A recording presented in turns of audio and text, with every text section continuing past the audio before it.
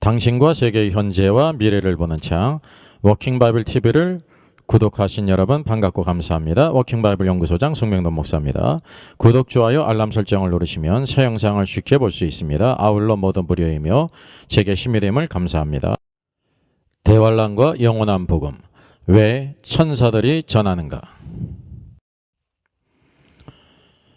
영원한 복음은 계시록 14장에 기록되어 있습니다. 14장 초반부 1절로 5절은 첫 열매의 휴거가 있죠. 대환란 전에 있을 사건입니다. 또 6절로 7절은 영원한 복음을 전합니다. 누가요? 다른 천사가 공중에 날아가면서 천사가 전하는 복음이 영원한 복음이에요. 그 내용이 하나님을 두려워하라, 그에게 영광을 돌리라, 그 까닭은 그의 심판의 시간에 이르렀다, 하늘과 땅과 바다와 물들의 근원을 만드신 이를 경배하라 라고 전합니다. 또 두 번째 천사가 전하죠. 그 뒤를 따라가면서 큰 성 바벨론의 멸망을 선포합니다. 그는 음행으로 진노의 포도주를 먹이던 자라고 말합니다. 또 9절로 11절을 보면 또 다른 천사 세 번째 천사가 따라가면서 큰 음성으로 또 전하여 누구든지 짐승과 그의 우상에 경배하고 이마에나 손에 표를 받으면이라고 말합니다. 그러니까 요 말씀의 시대적인 배경이 적그리스도가 자기의 우상을 만들어 놓은 짐승이 적그리스도죠. 적그리스도인 짐승이 그의 우상을 만들고 경배하게 하고 이마나 손에 표를 받게 하면, 짐승의 표죠. 666 표를 받게 한다는 것입니다. 만약에 그 표를 받으면 하나님의 진노의 포도주를 마셔서 진노의 잔에 섞인 것이 없는 분 포도주라, 거룩한 천사들 앞과 어린 양 앞에서 불과 유황으로 고난을 받을 것을 심판을 선언합니다. 11절에도 짐승과 그의 우상에게 경배하고 그의 이름표를 받는 자는 누구든지 밤낮 쉼을 얻지 못하리라고 선포한단 말이죠. 그래서 여기에 대해 우리가 분명히 기억해야 될 것이, 이것이 로마 시대 네로 황제 때 있었던 일이 아닙니다. 이런 일이 있지 않았습니다. 앞으로 장차 있을 일이라고 하는 사실이죠. 여러분, 이것을 아는 것이 굉장히 중요합니다. 계시록은 첫째, 언제 있을 일인가, 둘째, 누구에게 있을 일인가, 어떤 일인가, 그 의미를 육하 원칙에 의해서 하나씩 잘 상고하는 것이 중요합니다. 그냥 이렇게 묵상만 하면은 우리가 아는 대로 알고 말고 성경의 참된 말씀을 알지를 못해요. 그래서 12절 말씀 봐도 성도들의 인내가 여기 있나니 그들은 하나님의 계명과 예수에 대한 믿음을 지키는 자들이라 그랬습니다. 왜냐하면 이때가 대환란 때 적그리스도가 그의 짐승의 우상을 만들고 경배하고 짐승의 표를 찍게 하기 때문에 그때 성도들의 인내가 있다는 사실이죠. 이것을 통해서 우리가 무엇을 알게 되냐면 성도들이 대환란을 통과하는 성도들이 있다는 거예요. 1절로 5절에 보게 되면 첫 열매의 휴거, 어린 양과 함께 시온산에 서 있는 첫 열매의 휴거자가 있을 뿐만 아니라 휴거되지 못한 성도들이 있다는 것을 우리가 이 말씀을 통해서 알게 되는 것입니다. 그래서 우리 영원한 복음이 어떤 것인지를 같이 한번 깊이 상고하겠습니다.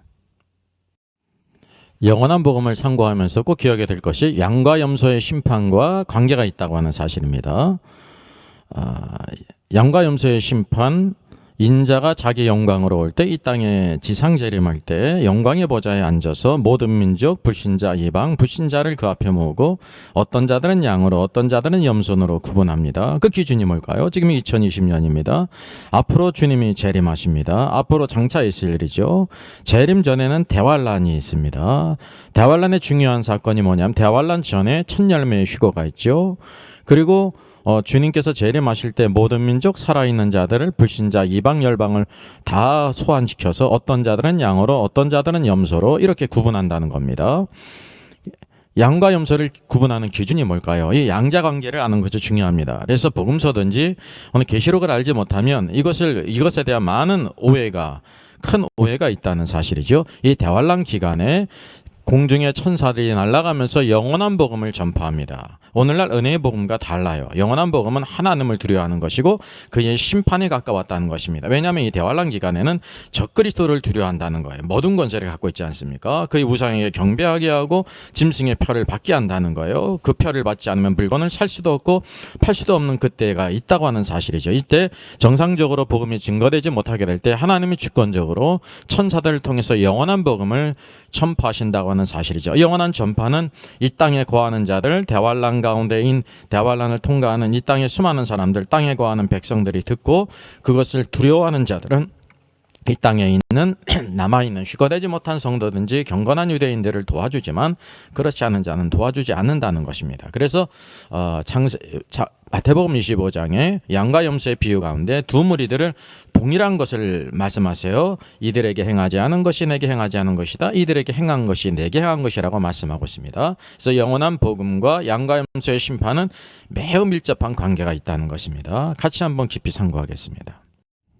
계시록의 말씀 가운데 제일 중요한 부분이 있어요. 이게 언제 있을 일이라는 거예요. 왜냐하면 이것이 많은 경우에 있어서 과거 로마 시대 네로 황제 때 있었던 일이라고 하는 무천년설을 주장하는 분이 많이 있습니다. 그래서 구체적으로 성경의 증거들을 우리가 살펴보겠습니다.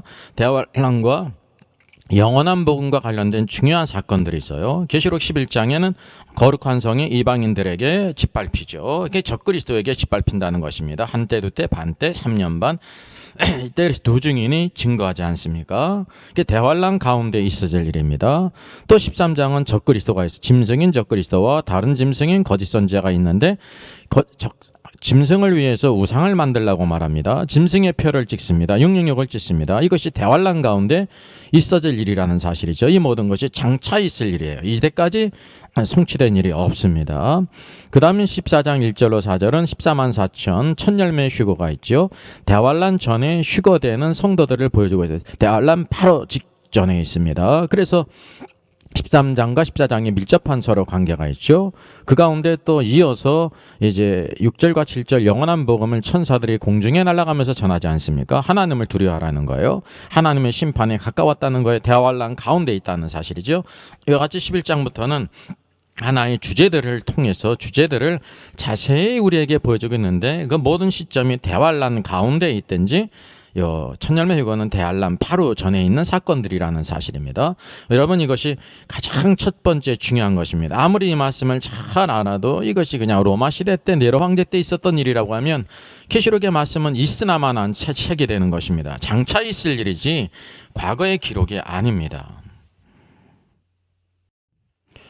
그럼 영원한 복음으로부터 시작되어지는 첫째, 둘째, 셋째 천사가 공중에 날아가면서 전하는데 그 시점이 언제인지를 한번 찾아보겠습니다. 첫 번째 천사가 공중에 날아가면서 영원한 복음을 전하죠. 하나님을 두려워하라. 하나님의 심판의 시간이 가까웠다고 전합니다. 우리가 이것을 퀘이천 마크로 한번 달아보겠습니다. 이미 우리가 이제 13장이든지 12장이든지 이것을 통해서 이게 대환란 장차 있을 일이라는 것을 알지만 또 작은 이 숲에서 14장 안에서 어떤 이제를 또 찾아보자는 것입니다. 바로 이어서 두 번째 천사가 공중에 날아가면서 무엇을 선포합니까?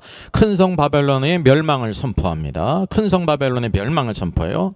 또 우리들이 이것을 잘 모른다고 생각하고 퀘이천 마크로 달아두자 말이죠. 바로 또 세 번째 천사가 이어서 날아가면서 뭐를 선포합니까? 짐승, 우상 경배를 경고해요.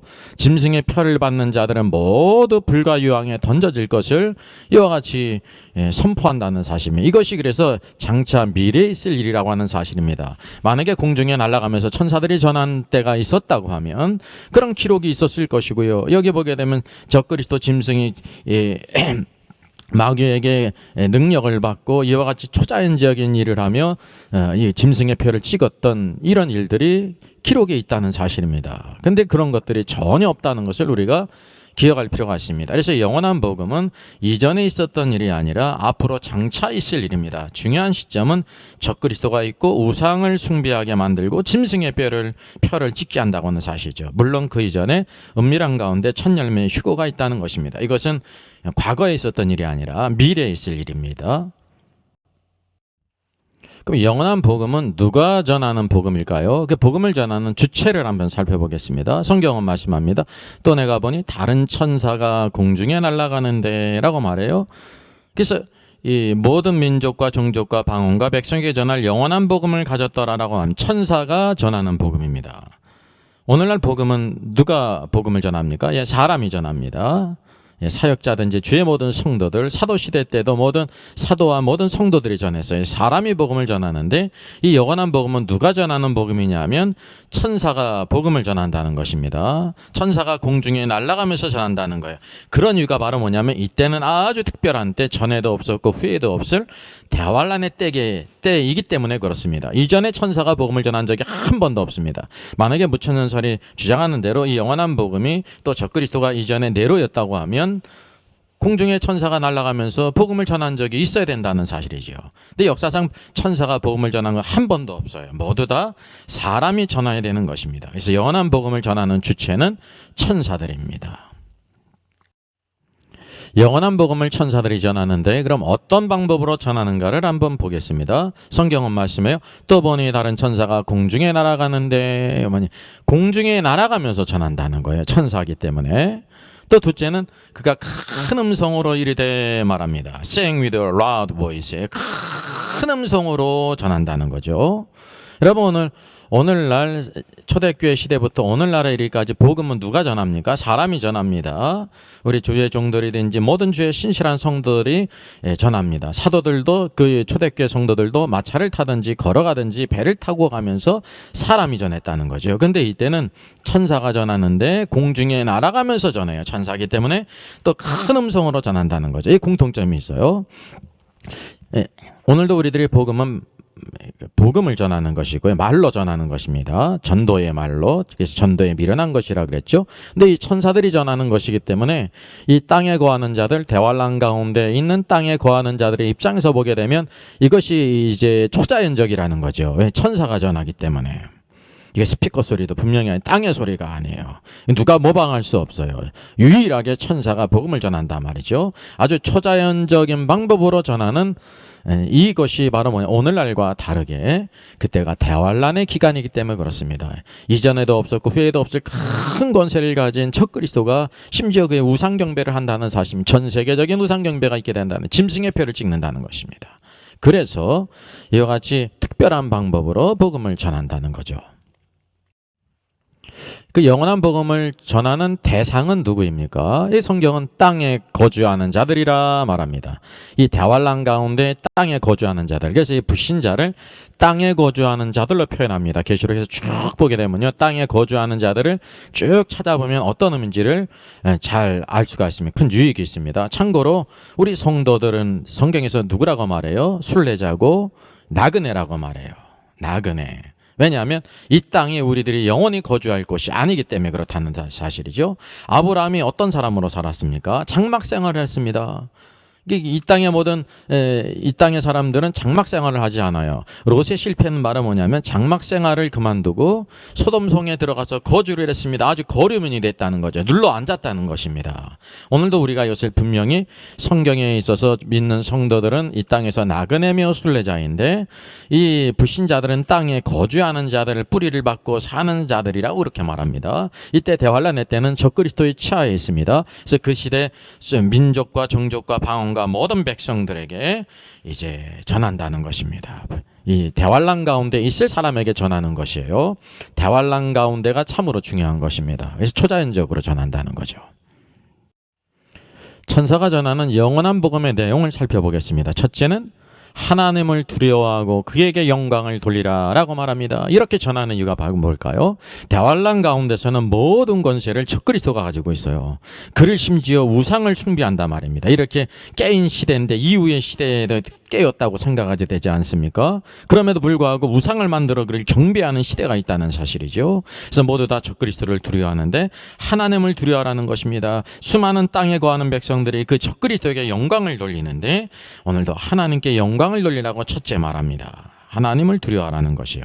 사람들이 적그리스도를 두려워하기 때문에. 둘째는 이는이라고 말합니다. 하나님의 심판의 시간이 이르렀다라고 말합니다. 이제 머지않아서 하나님의 심판의 시간이 이르렀다는 거예요. 언제 있습니까? 이거 대환란 기간은 한때, 두때, 반때, 3년 반이라는 사실이죠. 오늘도 이 이방인에게 짓밟히는 기간은 한때, 두때, 반때, 3년 반입니다. 심판이 이르렀음을 증거한다는 것입니다. 또 셋째는 바로 무엇입니까? 창조주를 경배하라. 창조주를 경배하라. 예? 이 창조와 관계가 있어요. 천사들이 전하는 복음은, 영원한 복음은 오늘날 우리를 전하는 은혜의 복음과 차이가 있음을 우리가 보게 되죠. 예. 영원한 복음에 두 가지 목적이 있습니다. 하나님의 주권적인 섭리 가운데 두 가지 목적을 가지고 계셔요. 첫째는 신자들에게고 둘째는 불신자들에게 대합니다. 신자들에 대한 것은 적극적인 의미고 불신자들에 대한 것은 이제 소극적인 의미가 있죠. 여기 적그리스도가 모든 권세를 갖고 있습니다. 우상을 숭배하게 합니다. 짐승의 표를 찍습니다. 여기 하나님을 두려워하라. 하나님의 심판이 가까웠다고 말합니다. 천사들이요. 그럼 이 땅에 거하는 모든 자들이 이제 어떻게 되냐면 이 천사들이 전하는 복음을 듣고 하나님을 두려워하는 마음이 있고 하나님의 심판이 가까웠다라는 것을 깨닫게 될 때 이 땅에 남아있는 누가 있습니까? 휴거되지 못한 성도들이 있지 않습니까? 그리고 또 경건한 유대인이 있어요. 아직 완악한 가운데 있지만 경건한 유대인으로서 주님께서 이 땅에 재림하실 때 회개하고 돌아올 자들입니다. 하나님께서 그들을 주권적으로 이 대환란 가운데 돌보시는데 영원한 복음이 바로 이들을 돌보게 한다고 하는 사실이죠. 그래서 이 돌보는 자들은 양들이고 돌보지 않고 이 영원한 복음을 무시하는 자들이 있어요. 이게 염소들이에요. 그래서 마태복음 25장 양과 염소에 비유해 보게 되면 행한 것만을 기록하는데 이 행함은 바로 뭐냐면 이 대환란 가운데 휴거되지 못한 성도들과 경건한 유대인들을 돌봄을 말하고 있는 것입니다. 그래서 여기 모든 민족들을 주님께서 재림하실 때 모든 민족들을 다 모으는데 어떤 근거로 양들로 염소로 이렇게 구분하시냐면 대환란 가운데 영원한 복음을 증거했는데 그 말씀을 듣고 두려워한 자들은 양들이고 두려워하지 않은 자들은 염소들로 이렇게 구분한다는 것입니다. 그래서 이게 양들이나 염소는 모두 불신자지 신자가 아닙니다. 하나님의 주권적인 섭리 가운데 이런 영원한 복음으로 인해서 이 땅의 백성들, 우리 성도들하고는 차원이 틀리죠. 신분이 틀려요. 땅의 백성들로 들어가는 창세로부터 예비된 나라입니다. 우리 성도들은 창세전에 택함을 입고 창세전으로부터 예비된 나라, 그리고 뿐만 아니라 영적인 복과 함께 모든 복을 함께 받는다는 사실입니다. 여기 영원한 복음을 천사들이 공중에 날아가면서 전하지 않습니까? 우리가 이것을 꼭 기억해야 됩니다. 그래서 양과 염소의 비유 가운데 내가 줄일 때 너희가 먹을 것을 주었고 목마를 때 마시게 했고 나그네 되었을 때 영접했고 헐벗을 때 옷을 입혔고 병들었을 때 돌아보았고 옥에 갇혔을 때 보았다라고 말합니다. 그래서 이 시점을 우리들이 모르게 될 때 큰 오해가 있어요. 특별히 무천년설이라고 하는 선글라스를 끼고 보게 되면요, 그냥 오늘도 평상시처럼 우리 성도들이든지 주의 종들을 이렇게 줄일 때 먹을 것을 주고 목마를 때 마시게 하고 나그네 될 때 영접했고 헐벗을 때 옷을 입혔고 병들었을 때 돌아본 것으로 인해서 구원받는다, 그렇게 오해할 수가 있습니다. 절대 그렇지 않습니다. 오직 예수 그리스도를 믿음으로 구원받는 것입니다. 여기들은 모든 민족이거든요. 그래서 여기 구원받은 자들은 여기 내 작은 자들에게라고 말합니다. 작은 자들, 주의 성도들이에요. 오늘도 우리가 영원한 복음의 두 가지 목적을 확실히 알게 될 때 우리 구원받은 우리 신자들, 하나님의 자녀가 된 자들의 놀라운 특권이 얼마나 큰지를 알게 되고요. 하나님의 주권 가운데 휴거되지 못한 성도일지라도 이렇게 주권적으로 돌보신다는 것입니다. 휴거되지 못한 성도들 가운데서도 대환란을 통과하면서 그들이 온전히 성숙되어져서 또한 이렇게 휴거되는 성도가 있음을 우리 계시록 15장을 통해서 보게 됩니다. 그래서 우리가 휴거의 가장 중요한 것은 성장과 성숙이며 예수 그리스도를 닮아가는 것입니다. 오늘도 그것이 우리 축복 하나님의 형상이 우리에 이루어지기까지 날마다 말씀과 성령 안에서 주님을 사모하고 바라보고 주께 순종하고 주님의 다스림 안에 나가게 될 때 오늘도 아름다운 하나님의 임재 가운데 주님의 평강과 소망을 이루고 우리에게 주신 아름다운 것들을 잘 감당하게 가기를 주의 이름으로 부탁드리겠습니다. 고요한 바다로 터플레이드 목사님의 작시고요. MG 채핀 음악 사역자의 작곡이네요. 특별히 역사적으로 이 찬송은 우리나라가 고난받던 시기 일제 30년 동안 성도님들이 많이 불렀던 찬송이라고 합니다.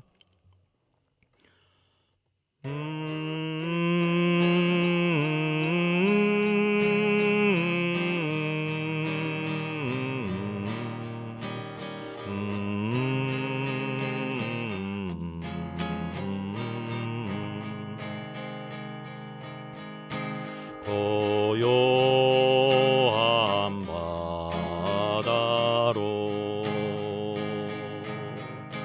저 천국 향할 때 주내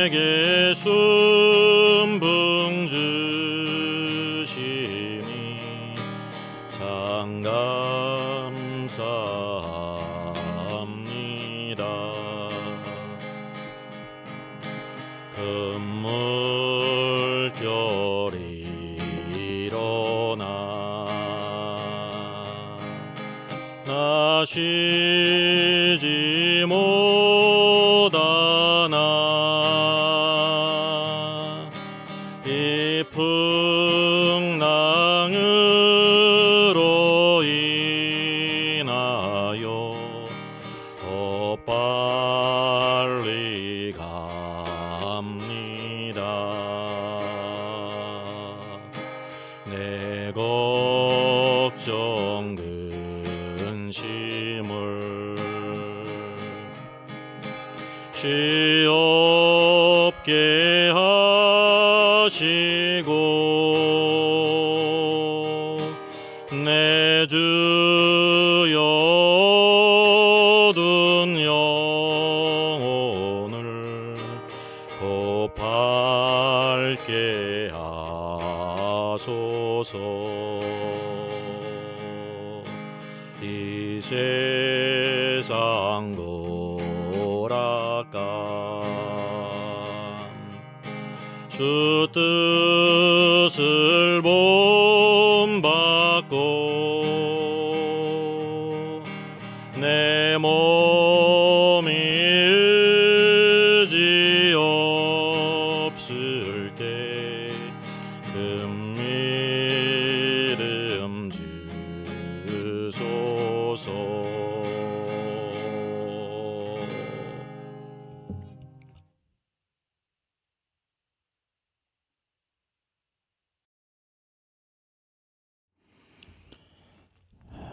하나님의 영원한 계획 가운데 우리를 창세전에 택하시고 주의 것으로 삼으시고 이 믿음 주시며 주님 따라가게 하신 것 감사합니다. 주일 하나님께 영광을 돌리며 또한 오늘도 삶 속에서 새로운 날을 시작합니다. 주와 함께 동행하기를 원합니다.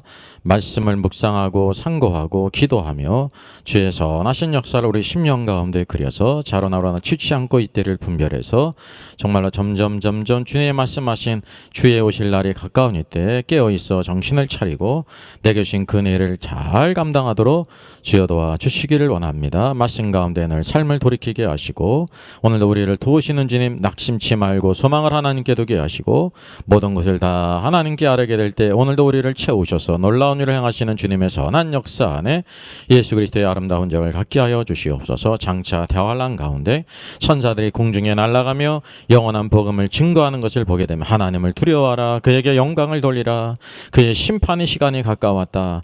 주여 오늘도 이때가 이르기 전에 마음과 뜻과 정성을 다해서 주님을 닮아가며 변화되게 하시고 주께서 맡기신 아름다운 것들을 잘 감당케 해주시며 깨어있게 하여 주시기를 원합니다. 오늘도 하나님의 자녀 되게 하셨고 늘 성령의 인도하신 가운데 오늘도 주님의 임재를 누리게 하시고 주님의 다스림 안에 승리하는 이 하루 되게 하여 주시옵소서. 오늘도 우리의 모든 무거운 짐들 수고로운 것들 주님께 대하여 맡기며 하나님의 주권적인 손 안에 하늘의 권세 땅의 권세가 주님께 있사오니 길을 열어주시고 채워주시고 정말 담대한 마음으로 세상을 이기며 육신의 모든 소욕을 오늘도 억제하고 성령의 뜻 안에서 승리하는 저들 되게 하여 주시옵소서. 감사하고 주 예수님의 이름으로 기도하옵나이다. 아멘. 워킹 바이블 연구소장의 저서를 소개하겠습니다. 첫째는 계시록과 다니엘서의 전반적인 조망을 다룬 책입니다. 둘째는 구원과 천국의 내용을 심도 있게 다룬 책입니다. 셋째는 종교개혁 500주년 칭의론 논쟁의 코페르니쿠스적인 해법을 제시한 책이죠. 구원론과 칭의론을 다룬 책입니다.